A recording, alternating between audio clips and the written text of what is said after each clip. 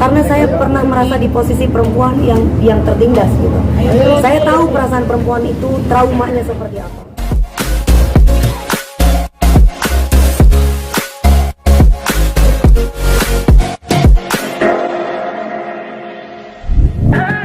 Jadi gini loh ceritanya, saya itu kan di salah satu, ini Trans TV semua aja. Saya tuh di Trans TV di Bagi-Bagi Ambiar kemarin, kita tuh membahas tentang KDRT yang kebetulan mengundang Komnas HAM juga.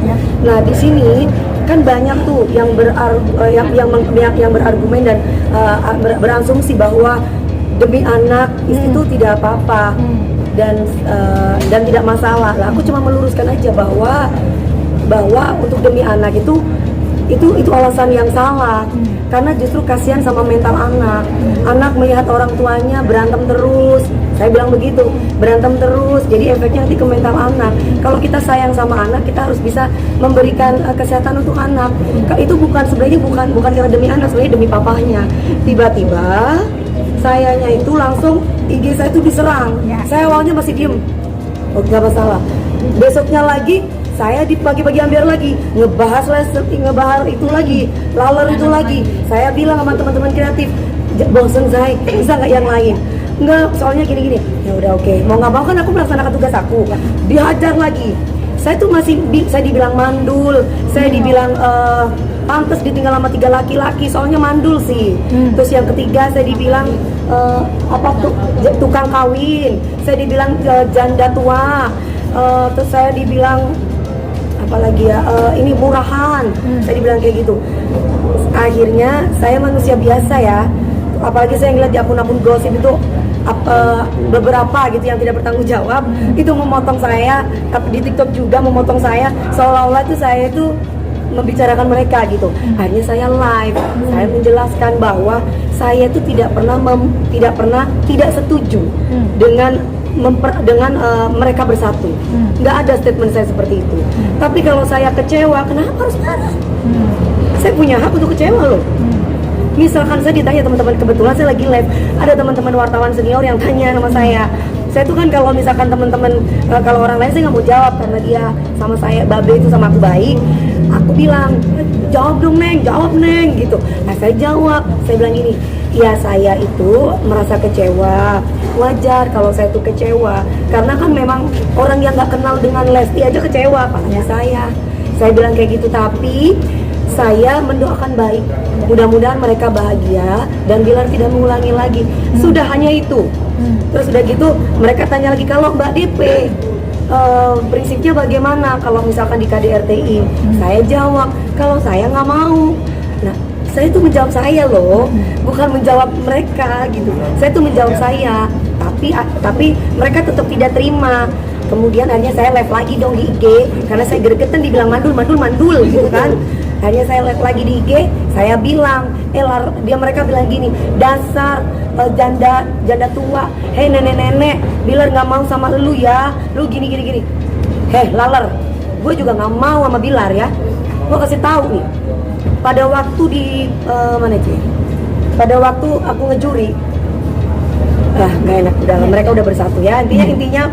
Intinya adalah kalau aku mau seperti laler dambaan kamu itu, saya bisa beli 250.000. Ya, saya mau kasih tahu nih, dikasih gratis bahkan. Banyak anak-anak muda yang mau sama saya. Mohon maaf nih, cuman saya itu dari awal berbicara tentang KDRT-nya, bukan berbicara tentang personal rumah tangganya. Dalam arti ranah publik itu adalah KDRT-nya. Jangan sampai, saya pun pernah mengalami KDRT Mbak. Saya pernah mengalami KDRT. Bedanya ketika itu saya tidak lapor polisi. Makanya ketika Dede itu lapor polisi, saya merasa senang. Oh, seberani itu ya Dede. Karena jujur, saya pernah mengalami KDRT, tapi bedanya saya tidak berani.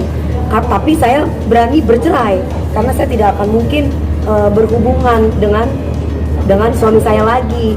Boro-boro berhubungan gak nafsu Mbak. Perempuan itu kalau udah dibanting, dipukul Mbak, boro-boro gini gak bisa Mbak. Kalau saya, mohon maaf ya, kalau saya nggak bilang orang lain loh. Kalau saya, tolong ya Allah. Dilempar bola biliar. Kalau dilempar bola biliar gimana Mbak? tak balik le aku mas. Soalnya aku nggak bucin mas. Kok kamu mau berani lempar saya kamu ya saya ambil juga. Ya mohon maaf, suami istri itu harus saling menyayangi. Jangan perilaku deh. Jangan KDRT bentuk fisik, verbal aja. Ketika dia kata-katain aku, janda lah begini-begini. Aku sakit loh mas. Perempuan itu kan pasti kan hatinya lembut sekali gitu loh. Jadi karena aku dididik oleh orang tua yang tidak pernah mengeluarkan kata-kata kasar, tidak pernah berperilaku kasar terhadap ibu aku, sehingga aku merasa miris kalau ada laki-laki yang sampai ucapannya kasar sama perempuan,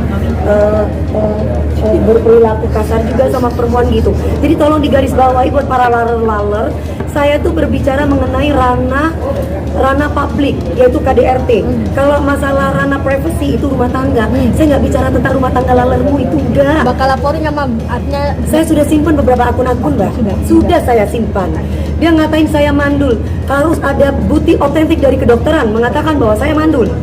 Itu satu, saya pernah keguguran loh sama suami pertama, tapi saya tidak bisa menceritakan hal itu.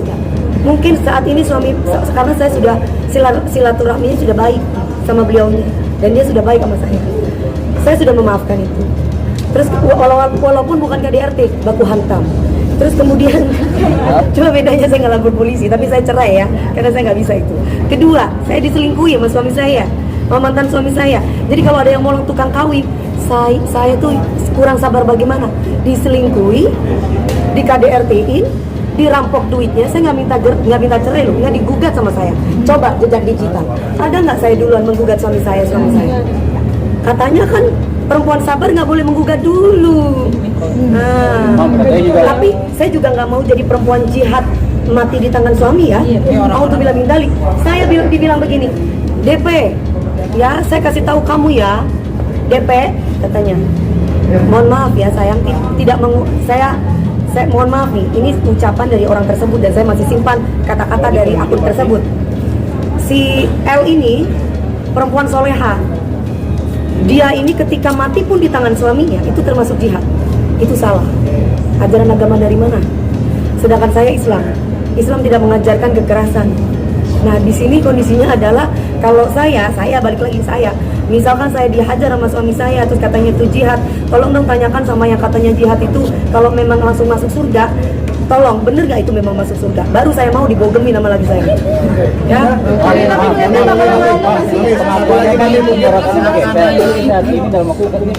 Kembali lagi ya kan sekarang sudah ada abrakadabra yang katanya tenggorokannya kegeser udah bagus, alhamdulillah ya.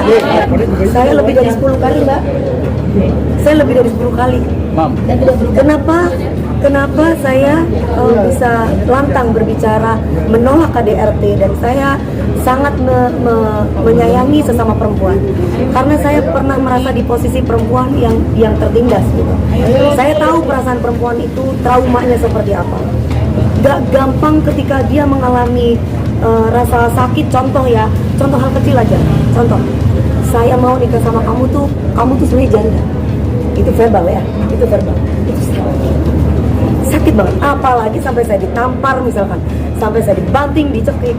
Waduh, saya nggak nafsu sama laki-laki itu. Berarti mustahil yang langsung tempatnya ya? Mustahil, harus datang ke psikolog, harus datang ke Pak Kiai. Yang jadi juri siapa? Pasti. Kalau itu bukan kewenangan aku. Kewenangan aku cuman membalas komentar laler-laler.